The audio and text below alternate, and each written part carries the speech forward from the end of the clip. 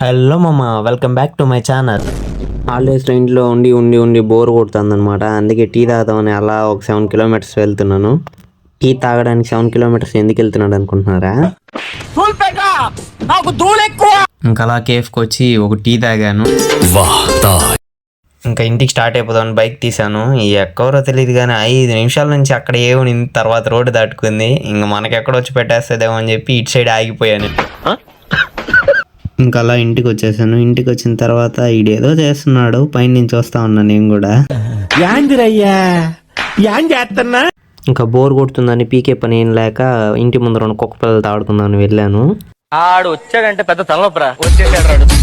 ఏయ్ లేరా, అయినా కూడా వదలలేదు నాకు. నువ్వేంటి సేపు నా కలర్లోనే ఉండవు.